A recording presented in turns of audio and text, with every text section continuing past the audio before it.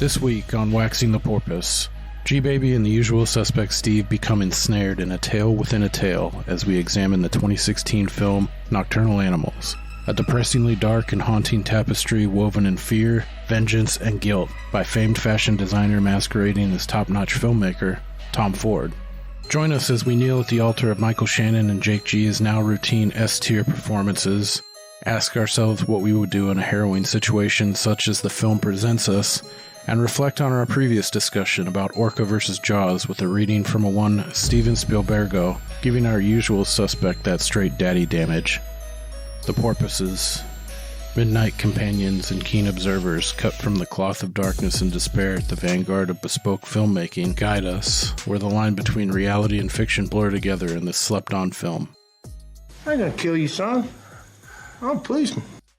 Let's wax this chastened porpoise.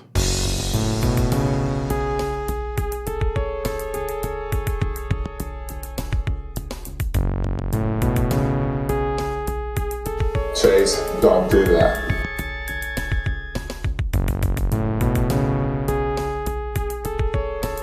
See, we working on his brow chakra. We're just in back of the crown chakra.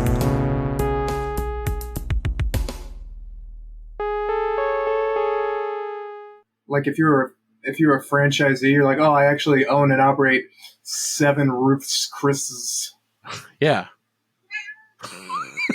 So there is a scenario when that would be used.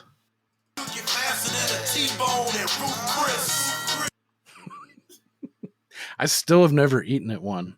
I haven't either. I like the spectacle of it. Well, you wouldn't. It's like a steakhouse. Yeah.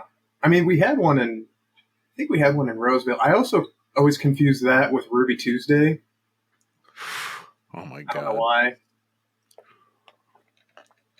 We used to have someone that we worked with in the office that had a dog named Ruby Tuesday. Do you remember that?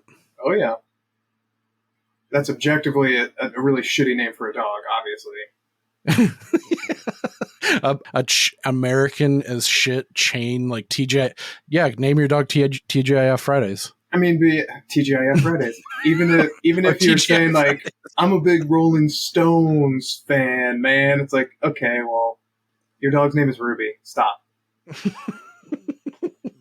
I mean, I have like a million nicknames for my cat, but I would never introduce her as like Sir Purrington II Queen. Yeah. You know, like no, your fucking dog has a name. It's Ruby. So this gal was like doing like her laps around different departments, and she had her dog, and she was introducing it like, it's Ruby Tuesday. Say hi to Ruby Tuesday, like just really in your face, gross about it, you know, like annoying. And our friend came and he was just like, what the fuck is that, man? He's like, Ruby Tuesday. Yeah, it's like, I'm working right now, you know? Yeah. Or do I have to call it Ruby Tuesday? Like, that's such a That's shit how name. I feel when people would do that with their kids. I'm like, I don't give a fuck. I'm much more likely to want to say hi to your dog or your cat. But if you're like, hey, this is Cooper. Say hi, Cooper. Like, I don't want to speak to you. I don't have any desire to talk to you at all. Yeah, they're like, oh, look how tall he is. Oh. That's when you can introduce things. So you can be like, hey, do you know have you ever done this before? Pull my finger. Oh, yeah. I actually do that probably a little too often with our friend's kid. Like, do you know what a Columbia necktie is? You know Santa's not real. Have you ever heard of NAMBLA? I'm going to teach you about child labor laws. They're silly and outdated. All right. Welcome to Waxing the Porpoise. We are back on episode 70. Tonight we are discussing Nocturnal Animals from 2016. Tonight, as usual, you got myself, Jim, G-Baby. Look at my finger. Look at my finger. You need to give me $100 and get the fuck out of my car right now. Okay. And as usual, we have the usual suspect, Steve. You need a nice mellow indica. I got a great North Cali bud with a soothing body high and surprisingly accurate visions of the future. How's it going, man? Is that Pineapple Express? I haven't seen that in forever. No, that's actually from Seth Rogen's in it. It's The Night Before. Have you ever seen that one? I don't think so. With him, Anthony Mackie, and Joseph Gordon-Levitt. They're like three dudes. They go out on the town on Christmas in New York, and they get shit-faced, and they do drugs. And I don't think so, but that kind of circles back to, wasn't Anthony Mackie in The Wire? Looping back to our pre-show conversation. I might be thinking of somebody else. If he was really young, or pretty young. Well, I mean, Michael B. Jordan was in The Wire. That's and true. He was tiny. Yeah, this guy was in The Wire, and he was really fucking good in The Wire too. I like him a lot. He's a good actor. In the past, probably, I don't know, maybe 5 or 6 years, he's really kind of jumped up to A-list.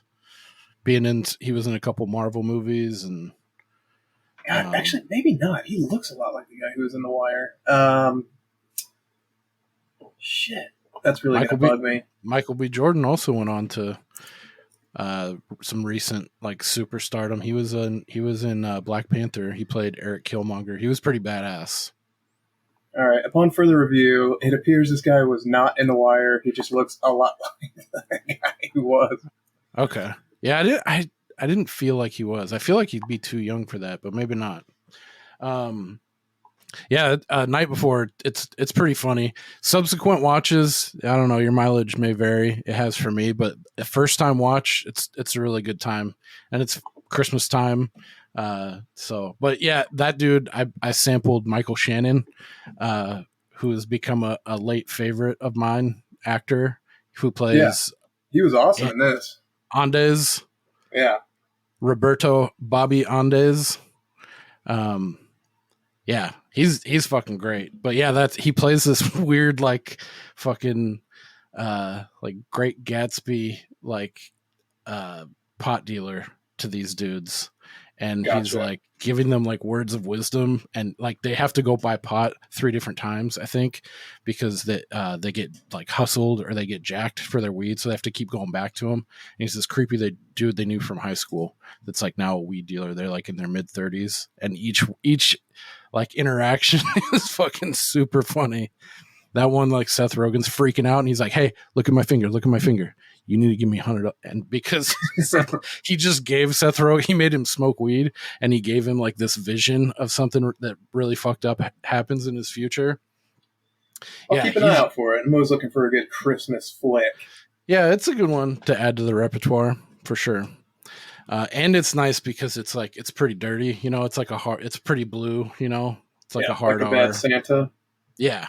Yep. Totally. Okay.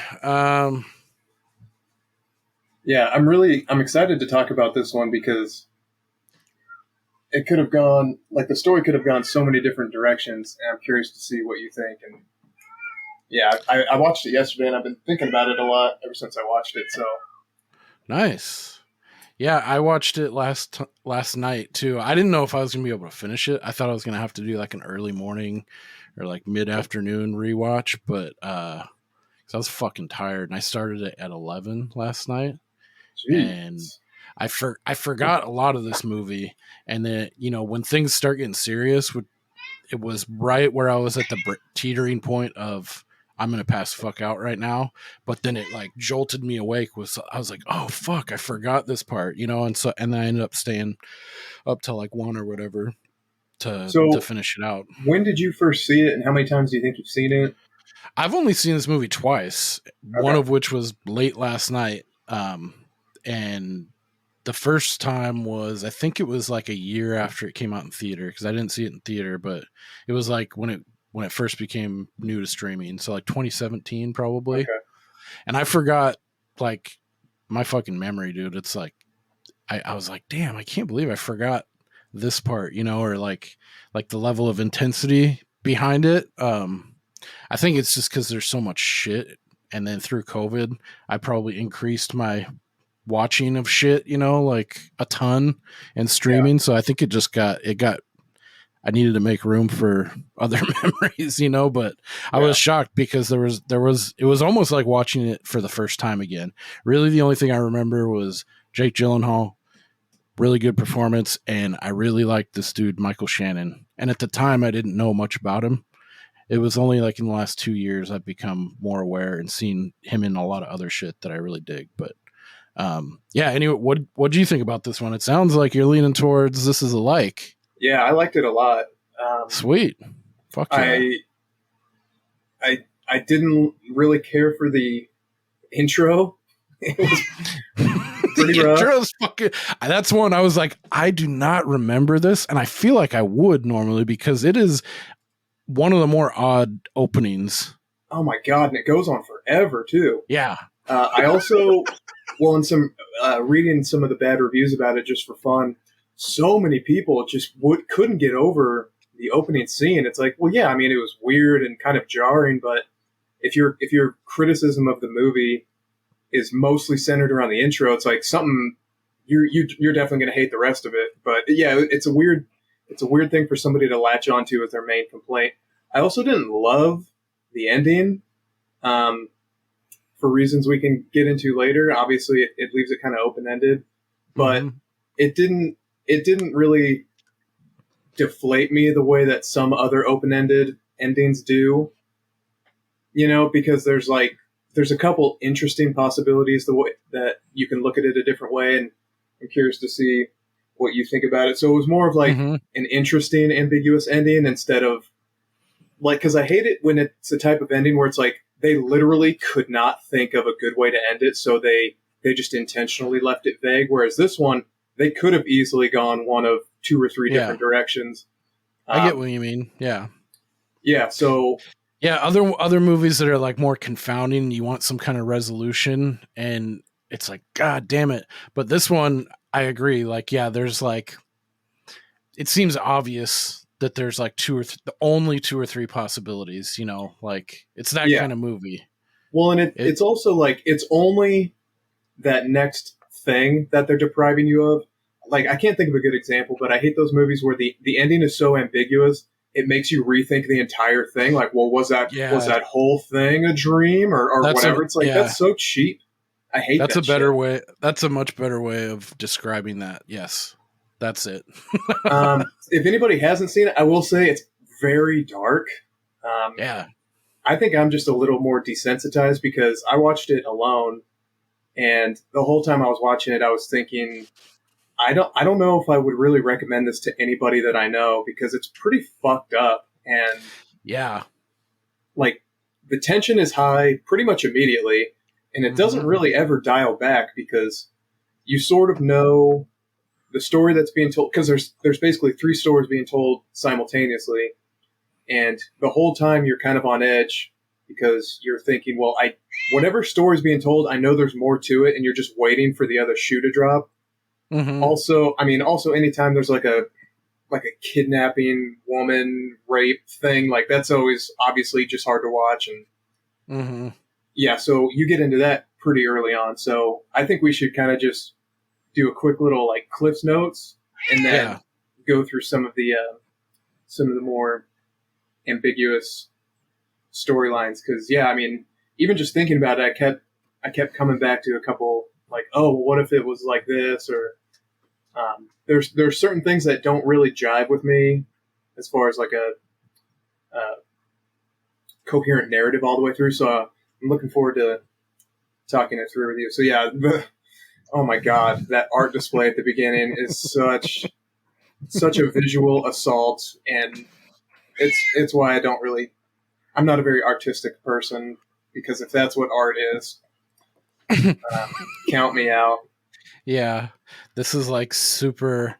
I can't tell, and we'll get into it later because there's some interesting angles based on the director of this film, and his kind of backstory is pretty interesting, which I normally wouldn't say about a fucking fashion designer. But putting that aside, yeah, this beginning is super weird, and it's it feels like that super high art, like pretentious, almost to the level of like derelict in fucking Zoolander, you know, like we're wearing trash and making it, you know, like chic and hot. And I don't know if he was like doing that same thing in a different way, like tongue in cheek, or if the mind's behind this, like if this really is art. I mean, hey, if it's art to you, it's art.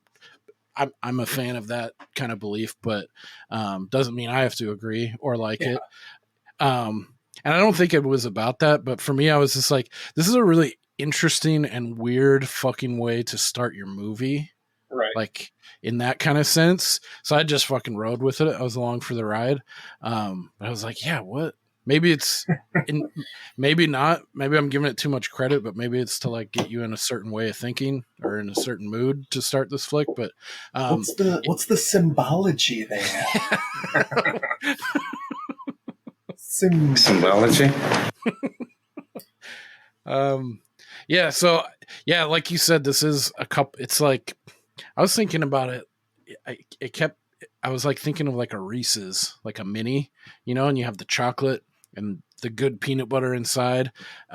It's like 2 stories or 3, like they're concentric circles, but then they also kind of like blur together a little bit at times, and there's a lot of stuff that mirrors one another. But so like I was thinking about the outer wrapping, the chocolate of this is Amy Adams plays like she's some kind of like art dealer, collector. She's in the art world. She facilitates showings and this kind of nightlife in LA that's got its own like culture and cliques, and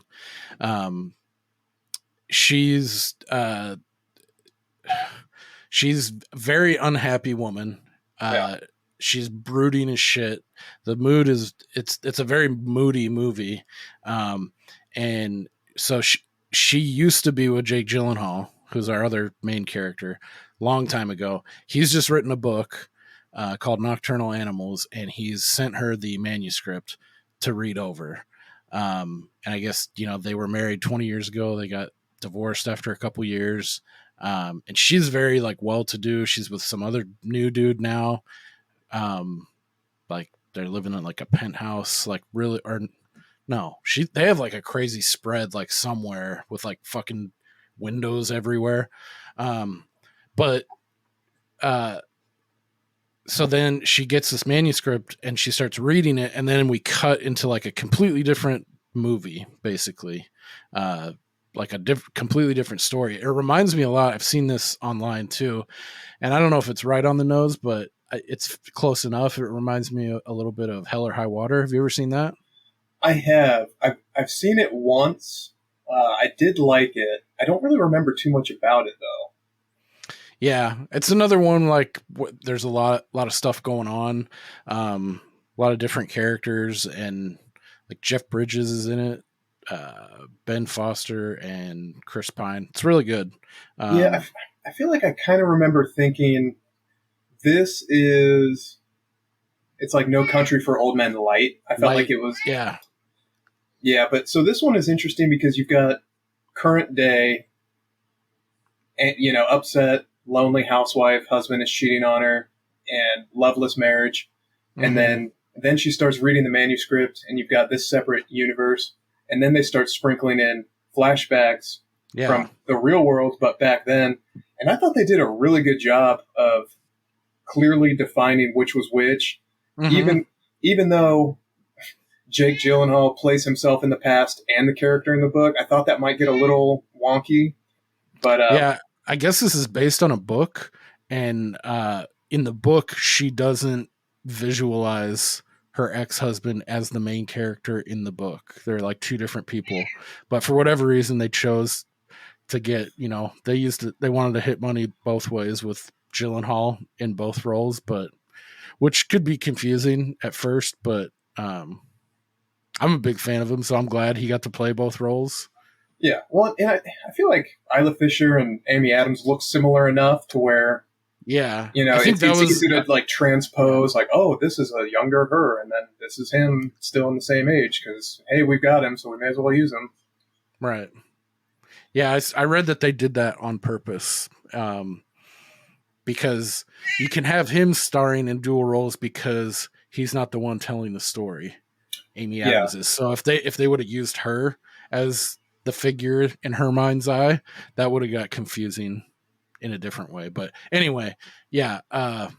Or even if they wanted to be extra confusing, as she's reading the manuscript in starts to relate it more to her actual life.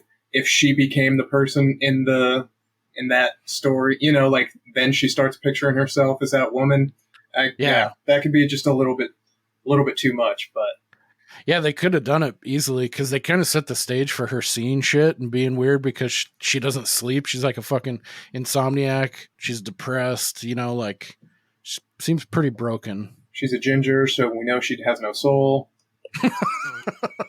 And so, yeah, I mean, it's like 10 or 15 minutes into the movie, she starts reading the manuscript, and they leave on their, in the manuscript, it's a family of husband, wife, daughter. They leave on a road trip, and then they start getting fucked with on the highway by two cars full of goons. Yeah. And I feel like that, it just ratchets it up, and it just stays there the entire rest of the movie. Yeah, and totally. And that whole confrontation, your mind knows where this is going, but it takes such a long time. Not a long time in reality, but it just feels like such a long, protracted scene that you're like, fuck, I think I have a feeling where this is going, but yeah, it's just slowly getting there. And I just kept rooting for him to like, God, just grab a tire iron and just crack one of these motherfuckers over the face. And right. And then unfortunately it ends up being exactly what you're expecting. So yeah, I thought that was it was really long, but I thought it was good because they gave you like putting yourself in Jake Gyllenhaal's shoes. I think his name is Tony in this part. They give you like little glimmers. Oh, maybe this can turn around, you know, like maybe he can get out of it with just like sacrificing himself or them beating the shit out of him or taking one of them. There's bargaining happening, and it's like a very tense as shit because I didn't remember it being this tense. And watching it late at night, that's what pulled me up and like made me finish the movie because it put me in like I had a pit in my stomach. And I was like, oh fuck, man, you know, like I like movies that are able to do that. Same here, because a lot of times I'll just find myself watching something not really emotionally invested in it at all, just watching it. But in this one, like, God, it really gets you. And then the cop drives by and they try to wave him down and he doesn't stop. It's like, God damn. And it started to remind me of Breakdown a little bit. Exactly. That same kind of, so much so that when we first meet, is he a lieutenant and Andes, whatever? He's like sergeant detective or chief detective or something. Yeah, for so long I was like, fuck, this guy's in on it, and he's friends with these townies, and he's either gonna like frame Jake Gyllenhaal or bury him in the desert. I just kept thinking like, God, please don't let this guy be in on it. But that's an interesting take. I never would have like thought, oh, maybe this angle. I thought he was slow playing it towards the beginning, and he was playing it a little too dispassionately, I guess. Like, I would have liked to see him, or I thought he was going to be a little bit more intense, but he's very dry, like, just the facts. But you can also tell, like this is like a guy not to fuck with, you know? And it's only later on that he develops into, you know, like, we're going to get these guys, you know? Yeah. But yeah, the part about like all the back and forth and like the tension you get, like the cop, I was exactly thinking like Breakdown, only this feels like a more realistic version, because Breakdown has some parts about it that are a little bit more Hollywood. Like this part, I was like, that's what's even more tense or scary. I was thinking about, because I've watched so much like Dateline now of late, and like I've always kind of had my eye on like crimes and like true crime and unexplained like disappearances. Like shit happens, like fucked up shit happens to people all the fucking time. And you can't think about that kind of thing all the time because it's like kind of gut wrenching, you know, like how unlucky you could be. Like, I could totally buy this. Like, you're on the highway in West Texas, there's no one around for fucking 60 miles, and some like psychopaths, like rednecks, are just fucking with people. It's like, dude, that's probably happened so many times, or something like this, or just like serial killers, you know, that like wrong place, wrong time, you know, like how kind of cruel and just like fucked up existence can be, you know? Yeah. Like that's Yeah. where I was going with this part. Like, God, dude, he seems like a good dude, a good dad. He's got fucking 16-year-old kid, his wife. It seemed like they were going to like maybe see colleges, or they were just going on a family trip, you know? Yeah. And it's like this happens, like this can happen to you. Fuck. Yeah. Get a gun. But yeah, Don't drive on back roads like this. That's the other thing, like desert movies and shit. Like, I don't know, if you got to get one place to the other, I'd add on some hours to get on like somewhere where there's civilization and shit. Cause after watching this, I was like, fuck, dude, that's such a creepy feeling. Like if there ain't nothing for like 90 miles and it's like 2-lane highway and it's like a Gila monster off the side and that's it. God, you gotta fucking fight at least. I mean, I think that. Yeah. I thought before that, I thought there's more he could have done in the car. Like, wouldn't you just fucking stand on this thing? Or even my first thought, after you get, like, they're playing all nice and stuff, but as soon as, like, you start trading paint with another car on the highway, and it seems like these people are psycho, wouldn't have you tried to take them out with the car? Yeah. First? I mean, I ram that fucker. I think that's one of the things, like, I don't know if it's like a hostage negotiator, or the type of person that would be like a consultant and stuff like this, like a Liam Neeson in Taken. Mm-hmm. Always says, like, never let them take you to a second location because that's where they always kill you. You know, so if they're like, just get in the car and we'll let your husband go or whatever, it's like, no, you can't believe them because they're gonna fucking kill you. So you need to do whatever you can to fight. And yeah, so unfortunately for the wife and daughter, they get raped and murdered. Yeah. And it takes. So that's when we meet. I thought it was lieutenant, but maybe detective. Andes. Roberto Bobby Andes, played by Michael Shannon. Fucking awesome. Yeah. So Gyllenhaal survives the night because they just dumped him out in the middle of nowhere. They should have killed him, which is why they circled back to kill him, but bumbling idiot didn't do it. So then it kind of flashes forward about a year that they haven't found anybody, but the detective calls them up because they had like a failed robbery, right? And one of the guys died. One of the guys got shot. And yeah, so he comes in, identifies him. Yep, that's him. They're able to arrest and keep one of them, right? Because they have his fingerprints on the car. But the other guy... it's all circumstantial. Right. So all they have is eyewitness. So they let him go. But I guess I probably just skipped a little bit in the middle there. There's some other stuff where we get back. We can focus on like the core, the middle story, that's the story within a story. Like because this is fictional in this world. Yeah, so because it starts peppering back and forth between the story and current day, and then it starts jumping back to the flashback. So Susan, as she's reading this manuscript, she's starting to see parallels between her former relationship with the guy who wrote the book, which is... and it's starting to affect her. Like there's like parts where it's real tense and it cuts off and it shows her like, she's like, oh, and she like drops a book or she like has to put it down and she's like, oh fuck. I felt like right there, I was with her on every point where she's like, oh, Jesus Christ, you know, like I was like the same way right at that point. Like I would have to step away for a second, you know, if I was reading that. Yeah. Well, and I can't remember if one of us mentioned it already, but he dedicated the book to her. So already okay.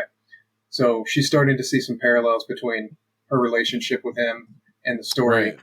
And so then it's more than just like, wow, this is a really fucked up story that she's having a hard time reading. It was like, oh, so he's drawing from something.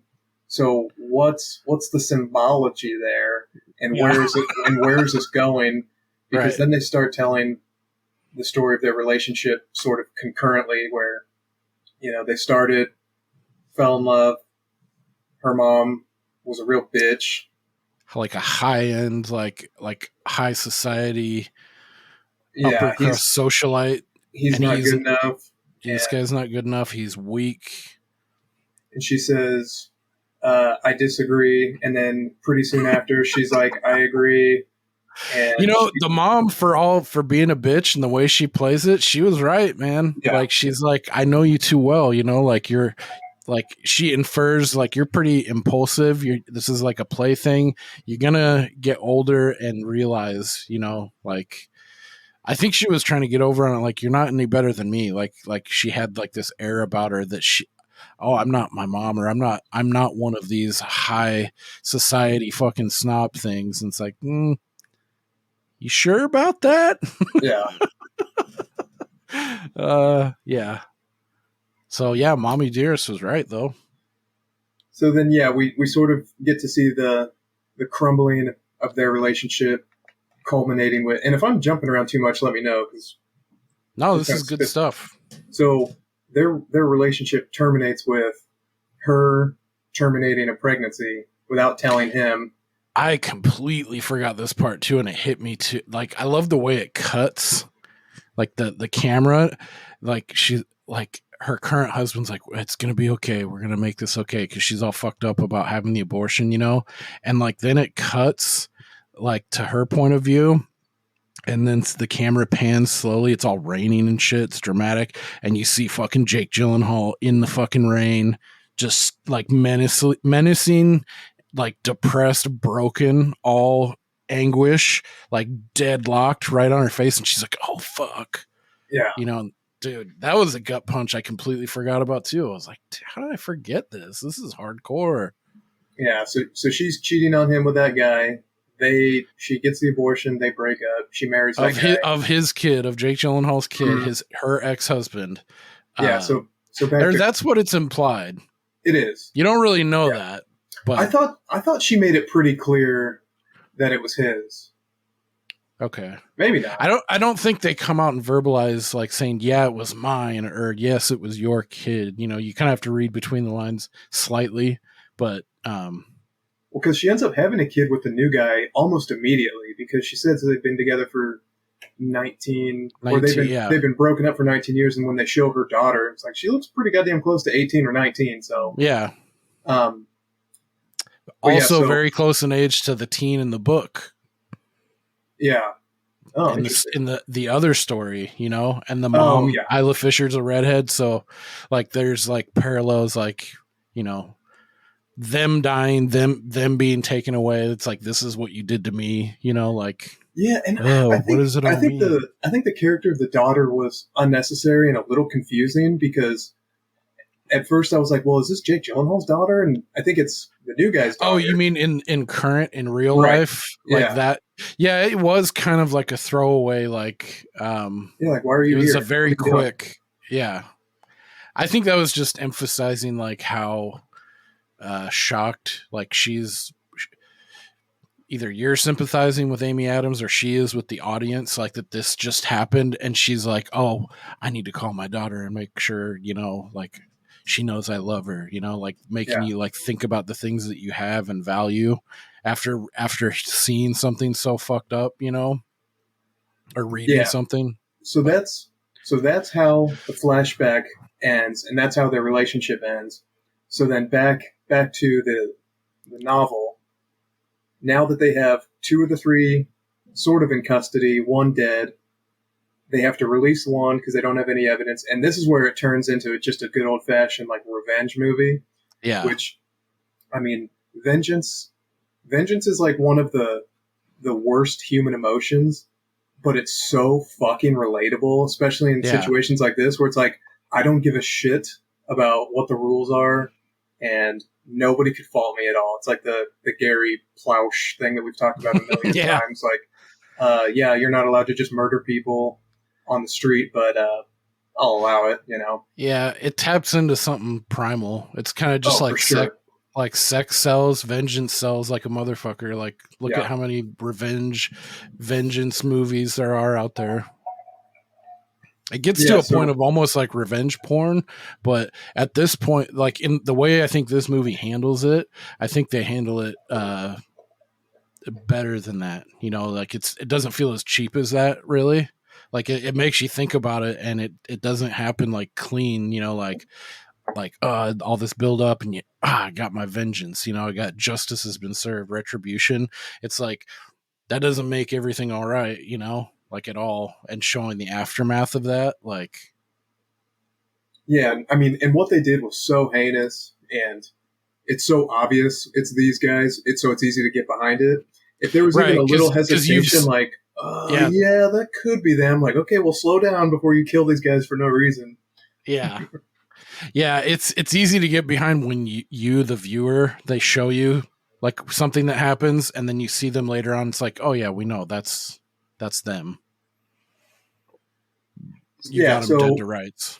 I mean, the short and sweet version is, they're trying to squeeze these guys for information. They basically take them from the jail. Well, one was released, the other's in jail. They take them to a shack, and they're trying to interrogate him. We're going to head to my camp.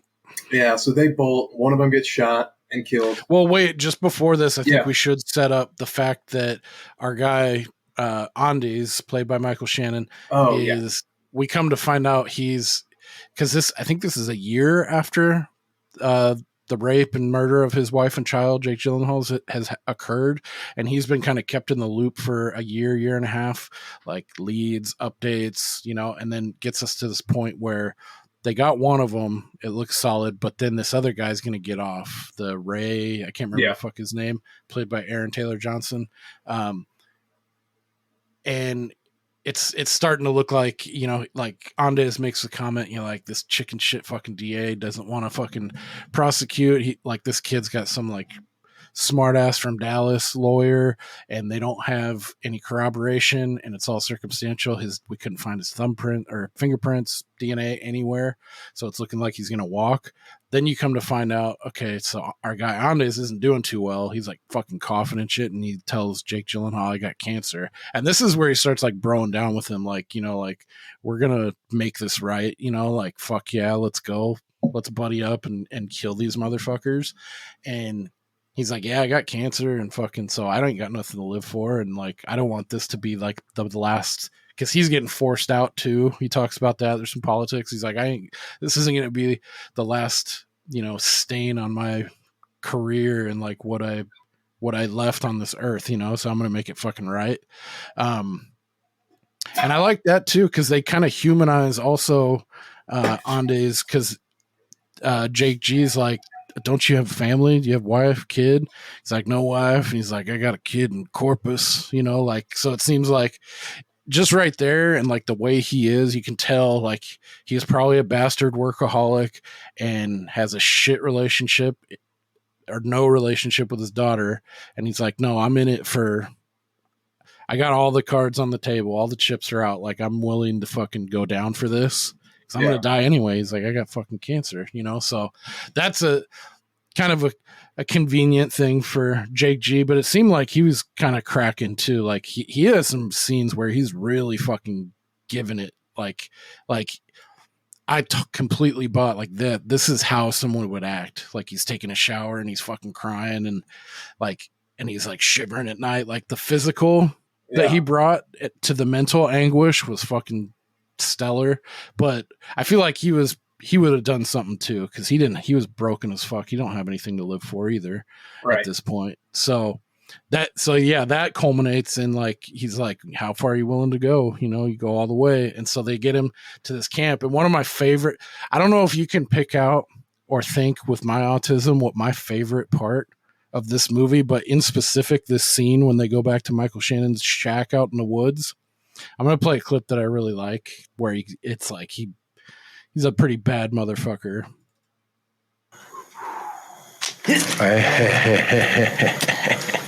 Oh, you feeling uncomfortable, boy? Ooh.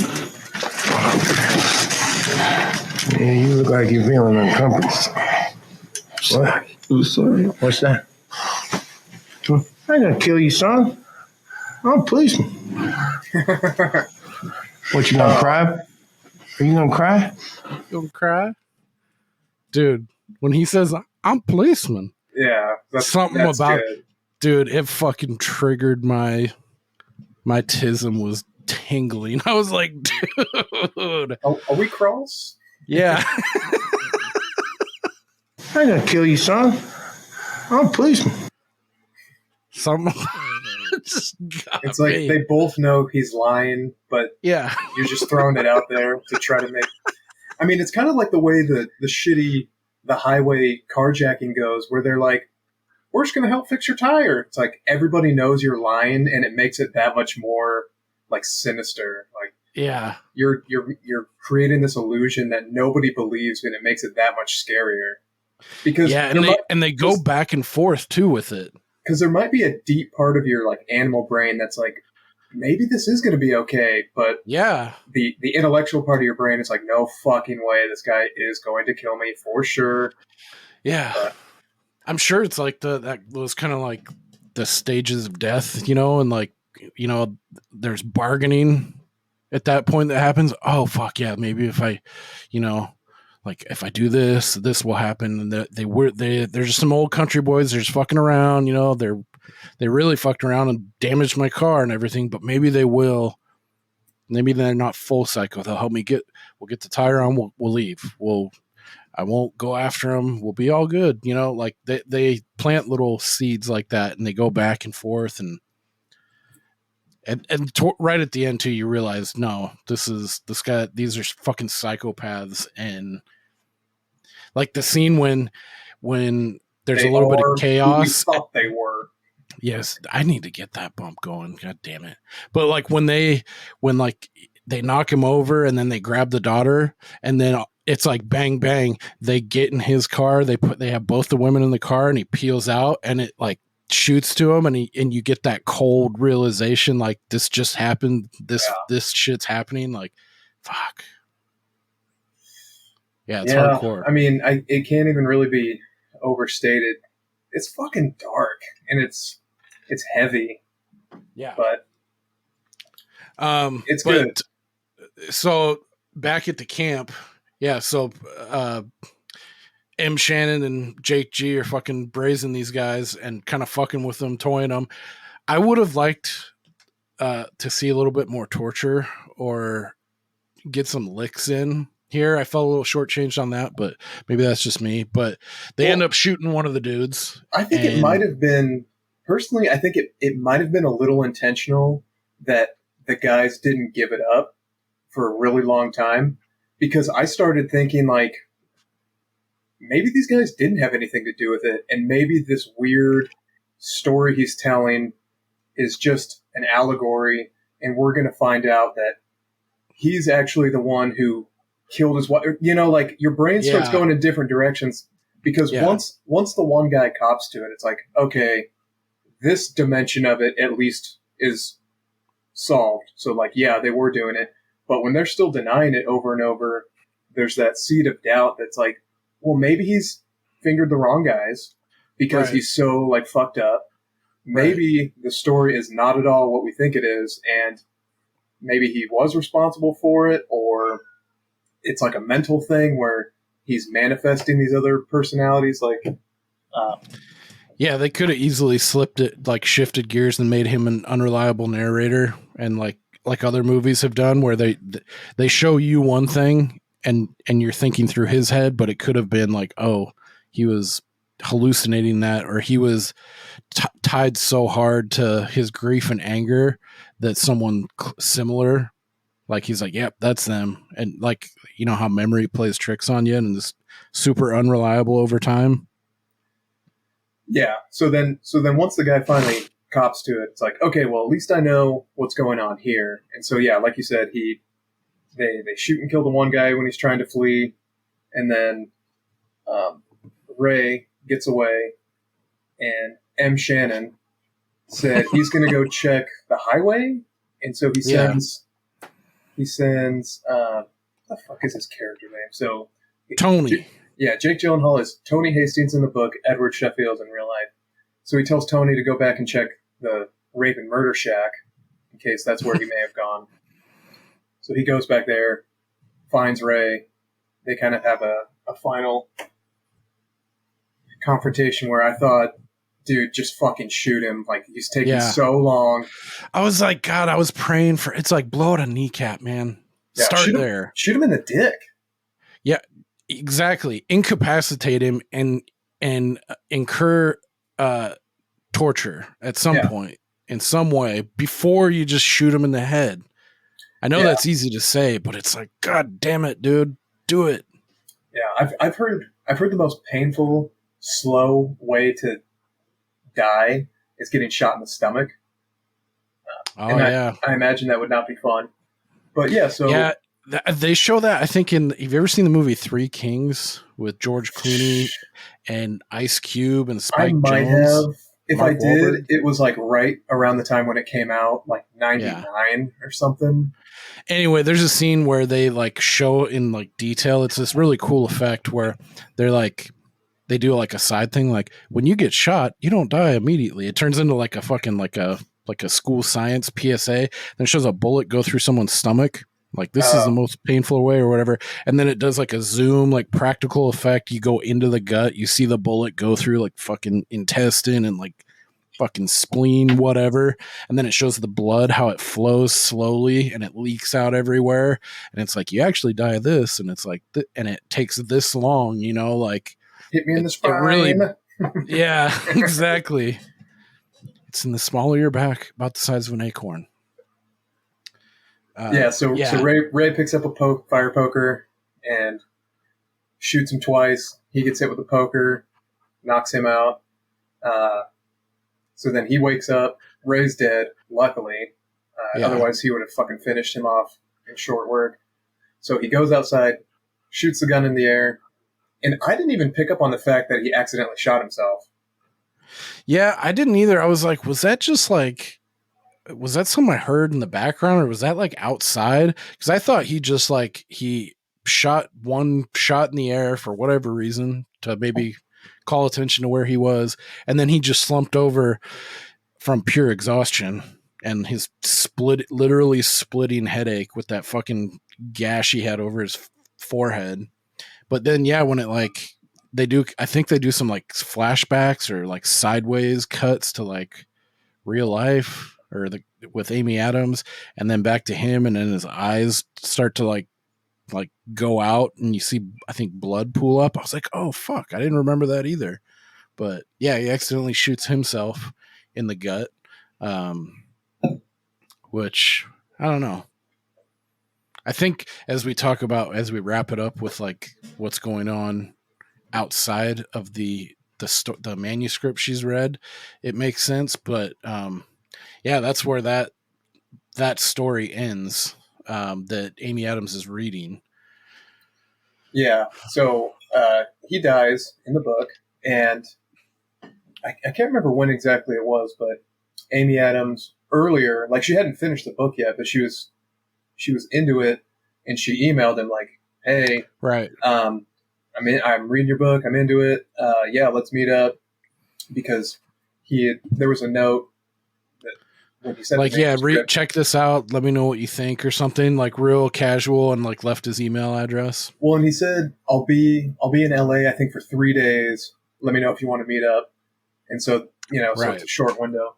And so it's a short story. Yeah. So she hadn't finished it yet. And so she emailed him like, hey, I definitely want to meet up when you're in town on this day or whatever. And he just writes back like, just tell me when and where. Yeah. So they set a time to meet. Is there anything I'm missing before we get to this part? There's one part where I alluded to where she goes into like her work, and then a gal's like, oh, look at, I can, she's like, what's that? And she's like, oh, I'm monitoring my baby. Like she has like a baby monitor hooked up at home, and she can see it through her cell phone, like it's linked. And it's this green, like, night vision shit. And, like, the baby's asleep in her crib. And she's like, oh, look. And she's like, oh, it's so cute. And there's this real fast jump cut of Ray from the book that she's reading because she's so engrossed. And she's taking pills and shit and fucking an insomniac. And this Ray character from the story she's reading pops out like a little jump scare. And she drops the phone. Like, that's the only thing but that we kind of glossed over. But did you recognize that gal, by the way? Yeah, it was Jenna Malone. I didn't recognize her, but I saw her name in the credits. And very small role for her. Yeah, I mean, horrifically bad outfit. Some weird shit, dude. Like She was hard also in, square angles. Donnie Darko with old Yep. Jake Gyllenhaal. How fun. Yep. She also played young Jodie Foster in Contact, which is Never a seen banger. Ooh, Contact's great. I love it. Didn't your dad like stab your mom? Kill your mom? Yeah. Fucking asshole. But yeah, then I think there's a little bit of back and forth with her current husband. It's like, but we knew from the beginning he was cheating on her. Like, couldn't stand to be in the house longer than 5 minutes, and I think she knew that too. Yeah, Like, there's that good scene where he gets to New York and he's in the elevator and yeah, the elevator attendant asks him what floor and he's like, 31 or whatever, and then they're talking about nothing significant. she's like, that's not our usual floor.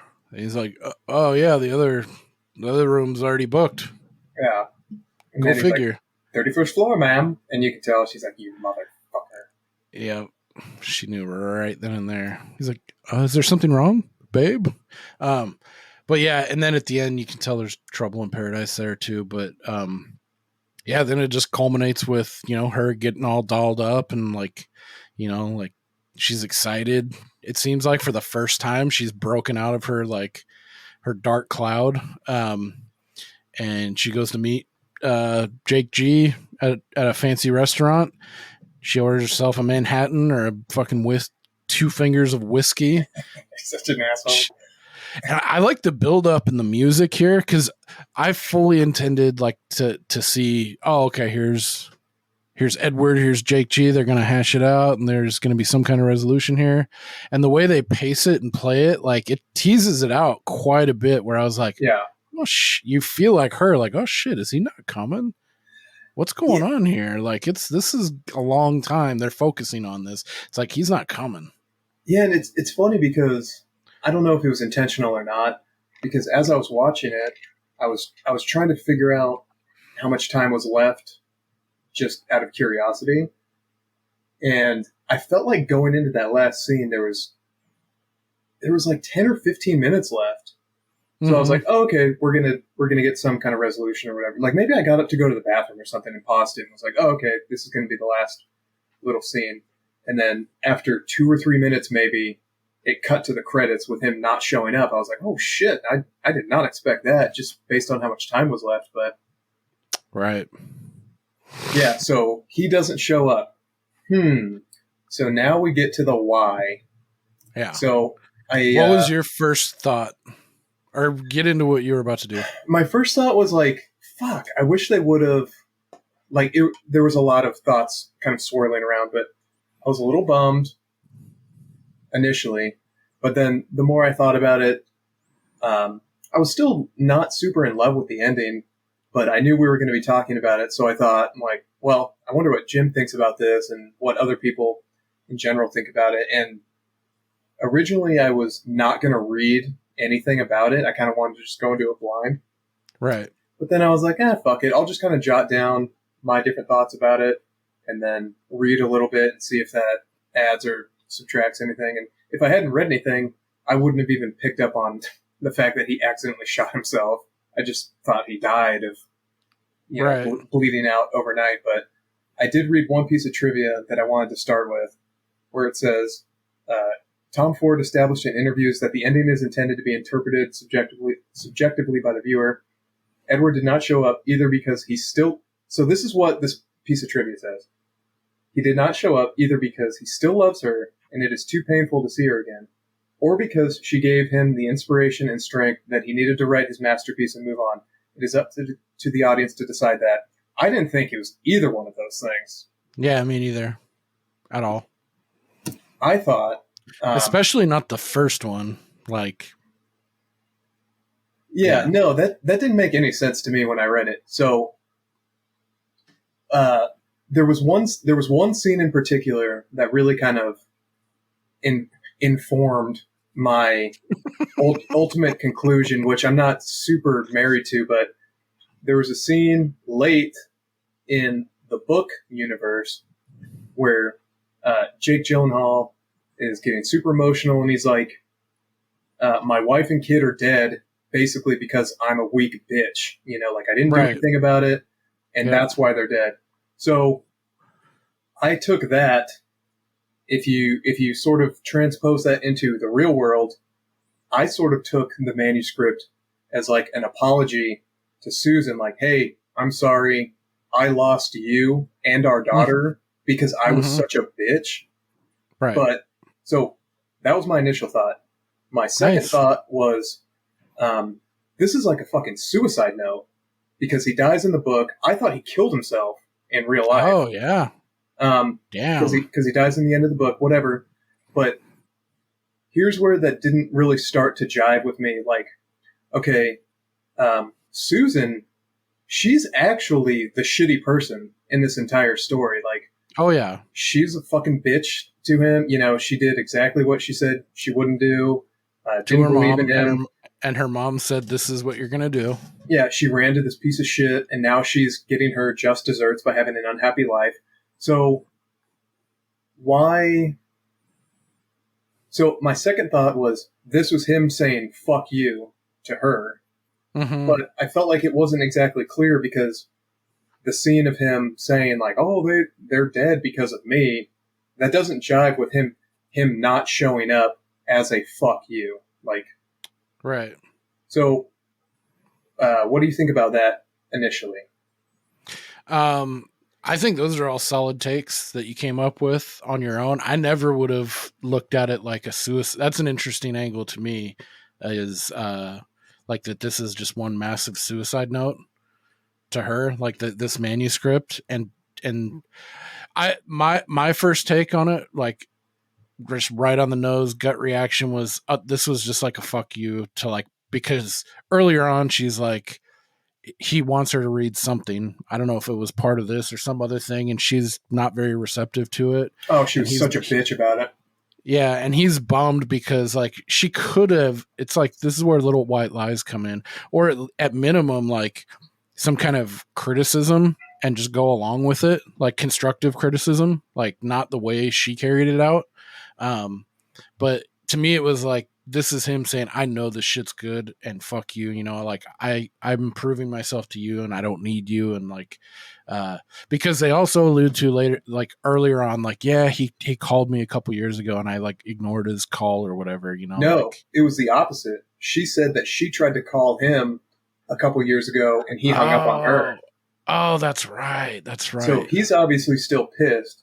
And Yeah. maybe that scene where he's like, it's my fault that this happened. Maybe that was just kind of like a deke to throw you off where. Yeah.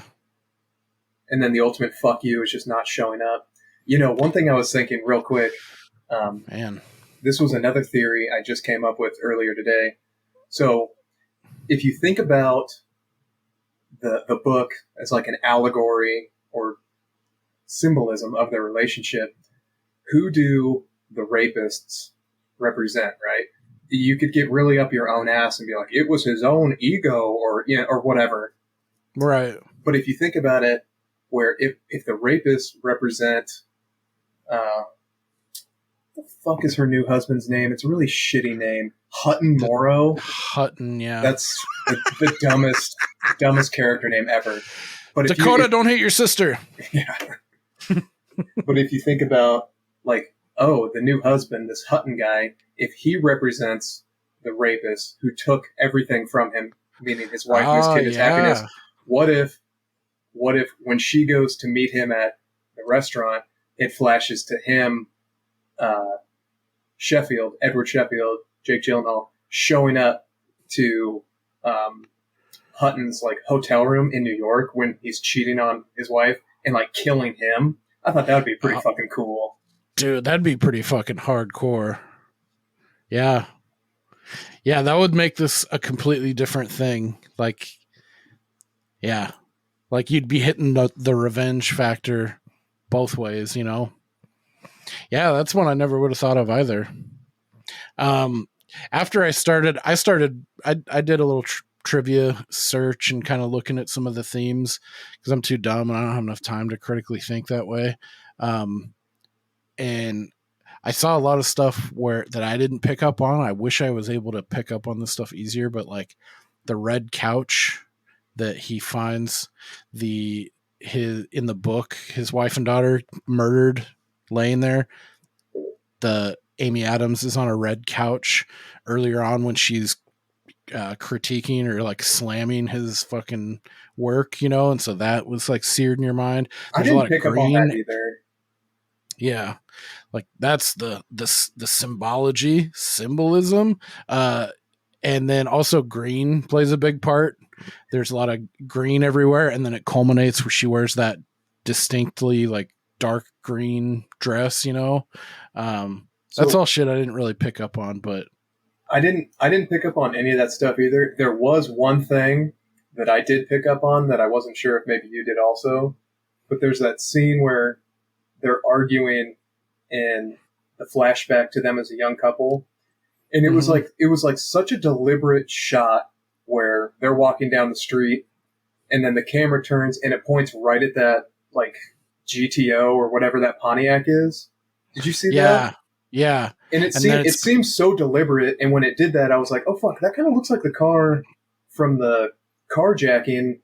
Right. So I was like, oh God, is this like a Fight Club? It kind of went to that same like, oh no, is this a creation of his own like fucked up psyche? Or because it just seems so deliberate that they're like, check this out, look at this real quick. Yeah. Oh, we're gonna cut away. Like, yeah. And then they do one of those like quick montages where they rewind and they show you what really happened versus what you were shown, kind of thing. I'm glad that didn't happen. Yeah, well, because the connection I thought they were going to make there was there were two cars driving side by side blocking the highway, right? So, but it's the one car that ends up fucking with them, and the other one just kind of drives by. I was wondering about that too. It was weird. Like, I thought they were going to flash back and like, oh, it was actually him psychologically driving. That's, like, yeah, it was just weird. So, I don't know. It definitely did a good job of keeping you on your toes. I'm surprised I guess I'm surprised and also not surprised that this isn't a more popular movie because it is really fucking dark. But for people that are into that kind of thing, I think it's pretty enjoyable. Yeah, I think it's pretty slept on just because of like, I don't know. I feel like there's like another film renaissance from like either starting 2010 or like 2015. There's just like a shit ton of good stuff out there. And I think it just maybe has got lost in that, but it has some other things going against it. It's kind of a slow burn outside of like the tension in the book. Like that part, I could see people kind of being like the back and forth with Amy Adams, and I didn't think it was slow. I don't know, maybe it's just my own personal like preference. I didn't either. I'm just thinking I could see someone else not being with it, But I think it just maybe got lost kind of in that glut of a lot of good shit coming out. It did get I think it got multiple Academy Award nominations. I think Michael Shannon was for Best Supporting Actor. And the dude who played Ray, Aaron Taylor Johnson, funny enough to me, he won a Golden Globe for his performance in this film. And I actually wasn't really hot on him in this flick. I wasn't either. I didn't buy him as that character. I felt like someone else could have played it a little stronger, a little bit more menacing. Well, so there was Ray, there was Lou. Who's Lou? And then the third assailant, who we don't see after the initial carjacking, I thought he was the most like best bad guy in that initial thing. Like he just seemed like the most menacing and sort of evil. And so when we catch up with the other two later, I was like, oh fuck, where's the other guy? He seemed like the king dickhead of the three. Yeah. I think I'm just familiar with Aaron Taylor Johnson. He was in Kick-Ass. He's been in a couple other things. So he stuck out. I was like, this has to be because he's the name, so he's the one I kind of focused on, like as the ringleader. But yeah, I wasn't really hot on him. So I was kind of shocked that he won a Golden Globe for his portrayal in this, but yeah, I think it goes without saying Michael Shannon is pretty awesome. He steals every scene he's in.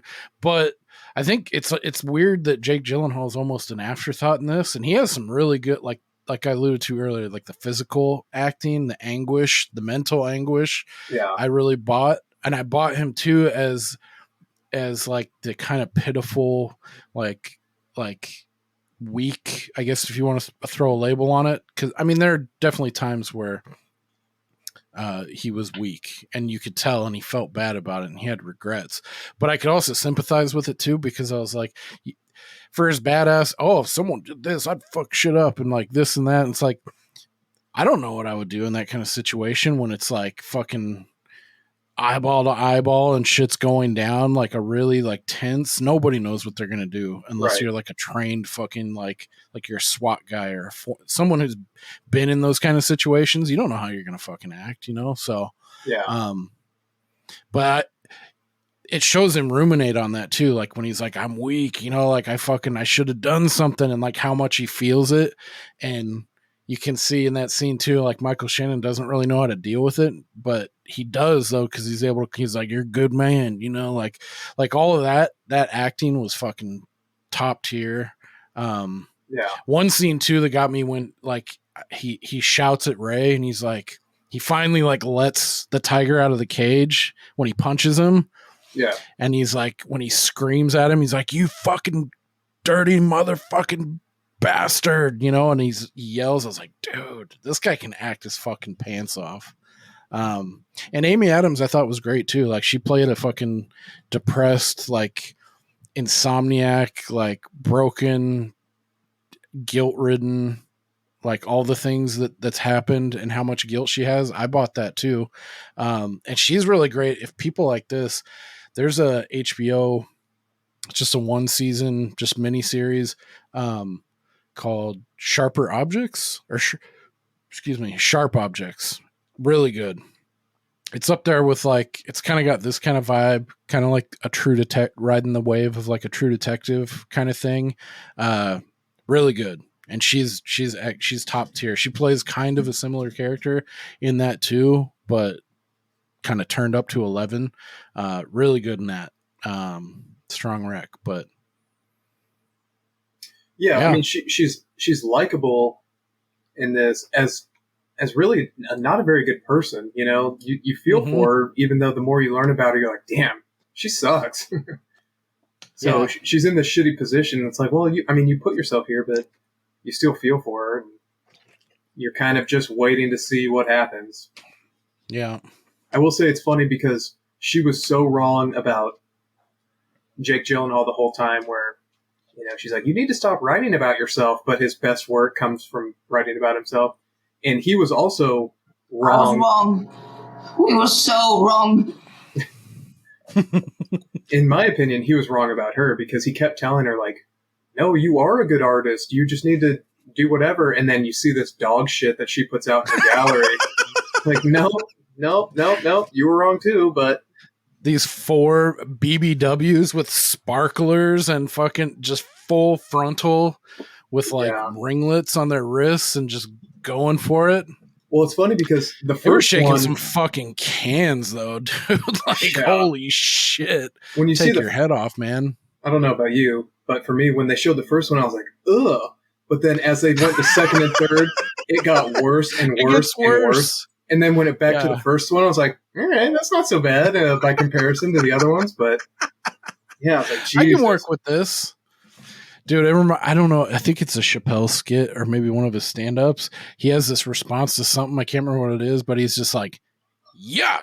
Like, that was my gut reaction to at the beginning. Yeah. What's the term you like to use for a set of cans? Hammers. Hammers, that's a good one. Yeah. There's a lot.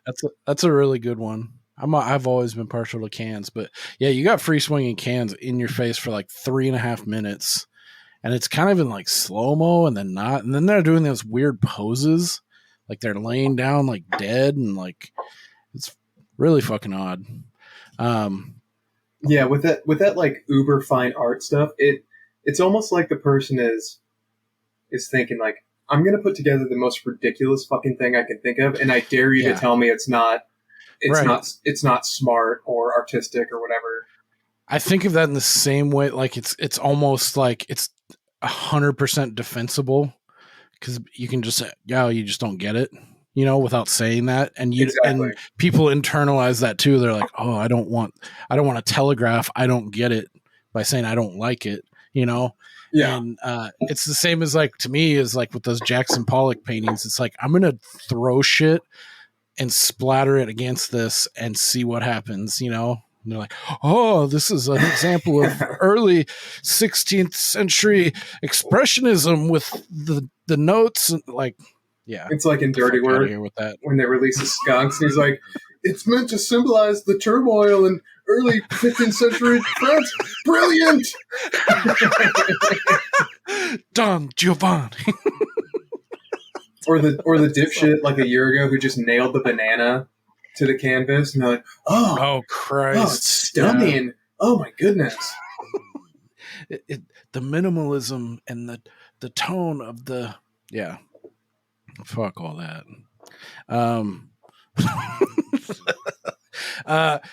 I guess calling back to what I prefaced with the director, I thought this was really fucking wild. But so the director is a super famous fashion designer named Tom Ford. Were you aware of this, or did you look at any of this? No, at the time I wasn't aware, but I looked it up after the fact. I was surprised he was a fashion designer. I was also surprised that this was like only one of 2 or 3 movies he's ever directed. I thought the direction only 2. I thought the directing was really good. Like it was the lights photography out. or cinematography or whatever it is. I don't know because I'm stupid. I thought it was really solid. Yeah, totally. That's what struck me too. I was like, not only is this his only second film, his first one was like 2009. He had a big gap, and he got into it way late in life too, because I think he's an older gentleman. He's like in his 50s or 60s now, but that you see people that are like actors or like screenwriters or whatever that are related in the field, and then they later become a producer or a director or this or that. But for a fashion designer, and one that's like highly acclaimed, and it's in this that's where I think he brings that art world. Like that's his kind of world. But if you look into his background, he was also he's from Texas. He's like an old country boy that was born in Texas, and then now he's like this highfalutin clothier in New York. That goes all these fashion shows and shit. Like, I mean, he was in that. You remember the Holy Grail or Magna Carta Holy Grail that Jay-Z put out in like 2013? He has a song called Tom Ford. That's all I remember. That's all that I knew him from, and that he was like with like Gucci or something, and he's like at one of these big fashion houses. He's like, "I don't pop Molly, I rock Tom Ford." But not only did he direct it, he also wrote the screenplay, right? And he edited it too. It's an adapted screenplay because this came from a book. But he still put in the screenplay work. Wow. Yeah, I thought that was weird one-off. Like, imagine if you were a fashion designer and you just released 1 or 2 albums and one was really good, and then you're like, "I'm going to go back to fashion." Like, what? Yeah, it's super weird coming from that world to this one. Well, and how did he get such a good cast if he doesn't have? Maybe he has pull from like the fashion world or something. Yeah, like connections, just knowing people, and he's fucking got to be super rich, so he could probably go into something like self-financed or. The budget didn't look like it was too high on this because I was wondering about that. He had to have pulled in a lot of favors, but they also started this at the Cannes Film Festival, which is where a lot of like indie stuff and art house, kind of like these kind of precious kind of movies they go to, and they'll, in hopes of it being received well, and they'll get like a bidding war from different distribution companies that want to pick it up and distribute the film. So like this one, Focus Features paid $20 million for global distribution rights after a heavy bidding battle in Cannes. This is the highest amount ever paid for a film at a festival. Really? Not just the Cannes Film Festival, like any film festival, for the global distribution rights. I don't know how all that shit works, but I know it's definitely a platform. That's where like other like smaller pictures made by people that are not embedded in like high society that have those kind of connections can get found and discovered. So $20 million. God, so $20 million just for the distribution rights, and that's a record for the most. But I don't feel like this was widely distributed. Like, I never heard of it. I think it was a standard major release in theaters. Huh. But different films allocate different amount of money for marketing and promotion too. That's why you see like the MCU films and like all these other like big blockbuster tent poles. They're getting like another 100 million, like double the budget of the movie. That's your marketing, like. Yeah. So they'd only have to make, not only do they have to make back what it costs to make the film, that they also have to make back like the $150-200 million, like that fucking recent Indiana Jones movie. I think it cost like $300 million to make. Yeah. That means at minimum they paid $250 million to market the fucking thing globally. So they have to make back, to make that break even, they have to make like $700 million, which is fucking mind-boggling. So another interesting thing about the fact that they paid $20 million, they must have thought this had mass appeal, which when I watched it, I did not think this movie would have mass appeal. I mean, it's so fucking dark and demented, but yeah, it is kind of, it's definitely taking a gamble, but it looks like this is pretty well received. I've seen anywhere from like 6s to like 7.5. I didn't look up the Rotten Tomatoes on it, but it's definitely like in that upper middle range kind of thing. Yeah. And a lot of people really like it, and then there's people that just I didn't get it, or I don't care for it, whatever. I did pull one bad review, not for how bad the review was, but I'll just read it. The review is 4 words. It says violent, pretentious, and misanthropic, and this is from Joanne Laurier from World Socialist website, which I didn't realize they were doing movie reviews now, but pretty funny. What an outfit. Yeah, World Socialist website. Yeah. I think a lot of people had problems with the violence, the raping. I could see that turning the ending, the intro. But, I mean, despite all of that, I get the criticism, but despite all that, I thought it was great. I liked it a lot. Yeah, I'm glad. I wasn't sure, but I felt confident enough out of like the middle story. I thought you'd be more lukewarm on like the wraparound, I guess, or the main storyline. But I thought you definitely like all the shit with Michael Shannon and like the back and forth with the murderers and the psychopaths and all that kind of stuff. So yeah, I'm glad you liked it. Strong recommend. If you haven't seen this and you still listen to this, I'd still say it's worth a watch. It's kind of it's pretty. It's filmed, like the cinematography is great. I think there's a lot to get out of it. So, one piece of trivia I thought was interesting. They almost had Kim Basinger play Amy Adams' wife or mom, but she was instead played by Laura Linney, who was only 10 years older than Amy Adams at the time of the shooting. You might remember her. She was in Mothman. Oh, Laura yeah. Linney, yep. The other cop. Which, by the way, whoo! I love me some Laura Linney, man. She's just Isn't she Jurassic classy. Park too? No, I think you're thinking of Congo. She's in Congo. She is not. It is not in the file. Who's the? I'll prefer the cock. Okay, thanks. Who am I thinking of from Jurassic Park? What is her name? Fuck. Dr. Stadler. Yes. Similar. I'm completely drawing a blank on her. Oh, Laura Dern. Laura Dern. Fuck. Yeah. Same name, same person.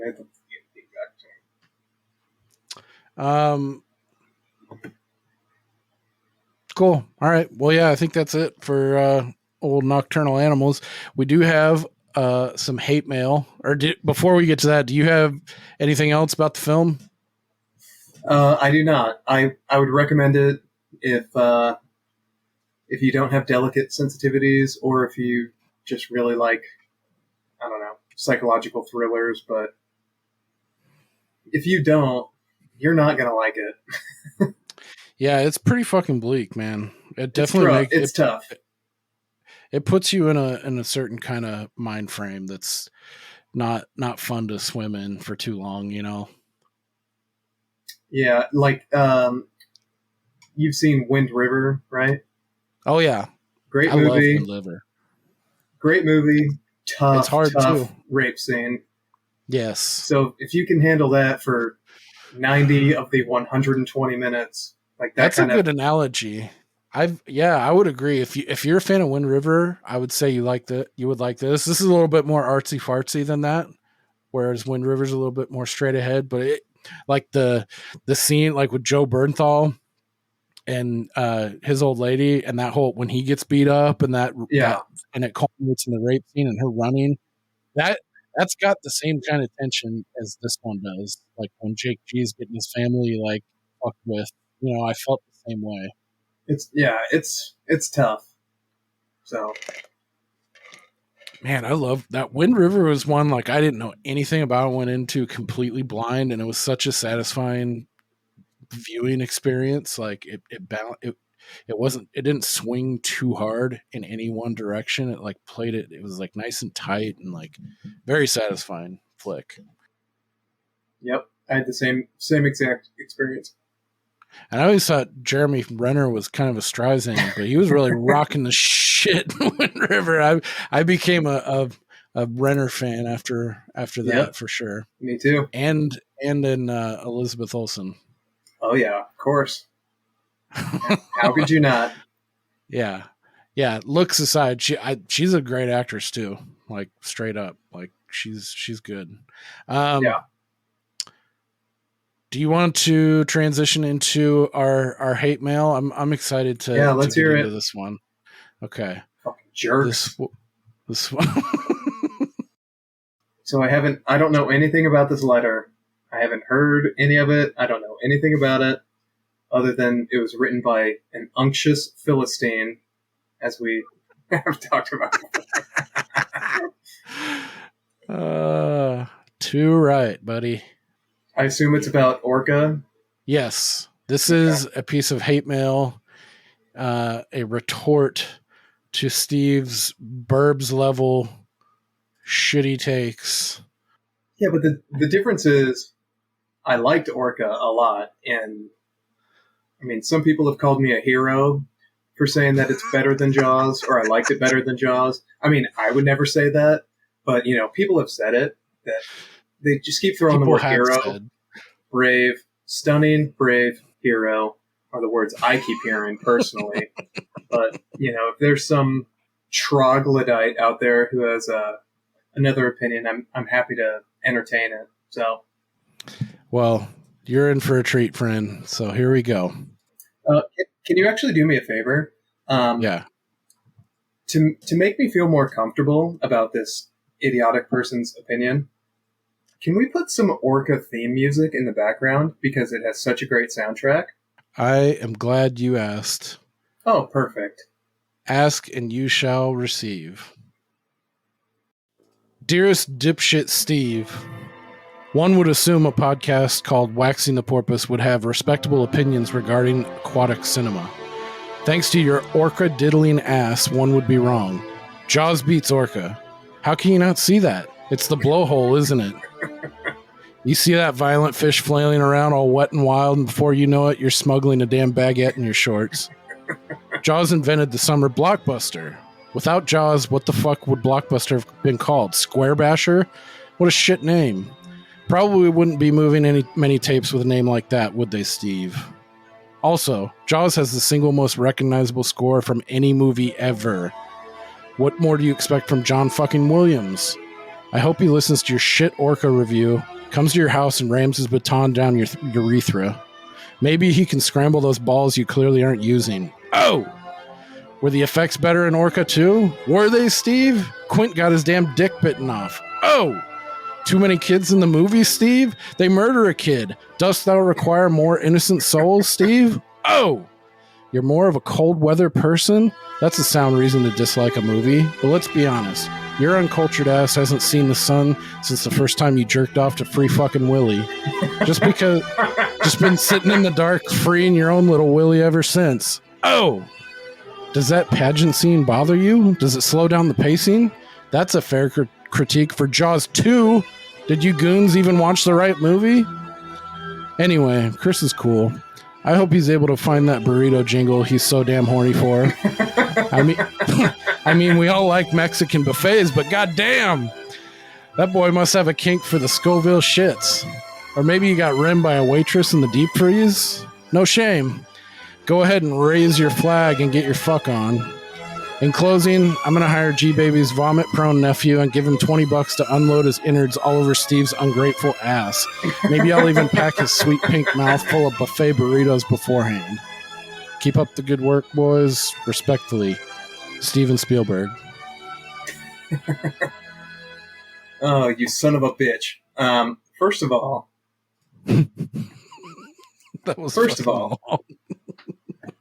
hearing the Orca theme in the background, which is so much better than the Jaws theme, it really helped. John Williams strengthened your resolve. Yeah, so I looked up the John Williams Jaws soundtrack just for reference. Like, maybe I am missing something. He's a hack. Shit sucks. They had comments disabled because it's so bad. Point one.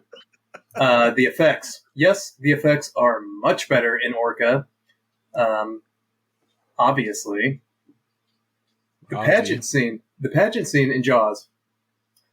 Yeah, I didn't remember that either, but then when these guys were talking about it, I was like, I must have blacked out or something. So I didn't want to be the guy that's like, oh, yeah, totally, for sure. I definitely didn't just check out because that movie's boring as shit.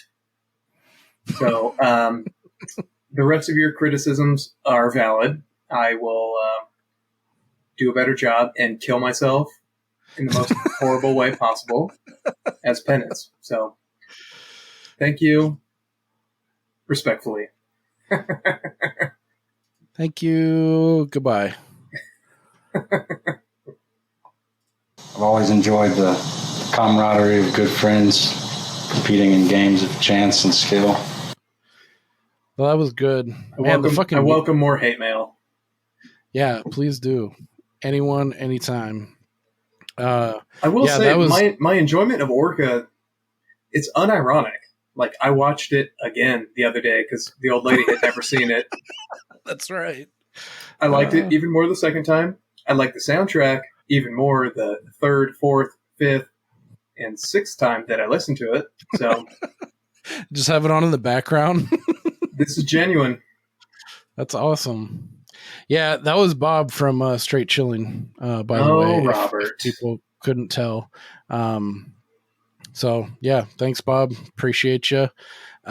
We miss you, Robert. Come back. Hard with Soju. Just kidding. Hard with Bob. Yeah, that was fun. I always like those little tirades. And the music I feel like that was the perfect cutoff, like the perfect crescendo to the ending of that vitriol. All right. I guess one thing to plug too, I don't know when it's going to be released, so keep your eyes peeled, but Logan from Ghoulish University had us on the other day for season 3, episode 11, split second of Tales from the Crypt. That was a lot of fun. Probably had more fun that old Naderade and Thon weren't there to join us, fucking bastards. But yeah, we had a great time. And so keep your eyes out check out Ghoulish. They got a back catalog. It should be coming out in the next couple weeks or so. And we'll remind you when it does drop. You had a good time with that one? Yeah, I think we all rated it a solid A across the board. I don't know if that's happened on their show, if they'd all agreed with the same like high letter grade on that one. So yeah, that was a good time. Yeah, it was a good time. Good episode. It was fun. Check and it out. Naderade, there's a plethora of T-Swift talk on that, so fucking stick it, buddy. Yeah. we indulged for sure. Okay. Yeah, I think that's it for this week. Fuck. I don't know what we're talking about next week, damn it. Yeah, I think I floated a couple ideas to you. We might have to call an audible, maybe do a movie, but we also have a couple unexplained disappearances, some high strangeness, possibly a true crime grab bag for next week. So stay tuned for that. If you want to reach out to us, send more hate mail. Yep, more hate mail. Wax at waxingtheporpoise.com. Instagram is at waxingtheporpoise, and Twitter, or now X, is at waxingtheporp. Dude, it's so stupid. He changed it like they're not tweets anymore.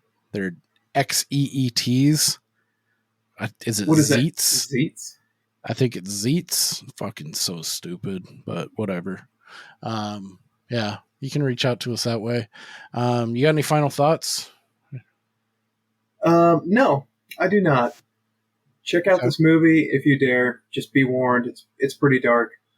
I also want. I should say, you sent me the preview a while back, and just watching it, like, oh yeah, cool, looks good. And watching the movie, I was like, this has nothing to do with the preview at all. Yeah, this must be a hard one to try to package in like a trailer, like editing that down. But oh yeah, one last thing. I just saw. Have you seen previews? It's one that's out now. It's a horror film called Talk to Me. Have you seen previews for that? You should check out a trailer. It's in theaters right now. It's like an indie darling.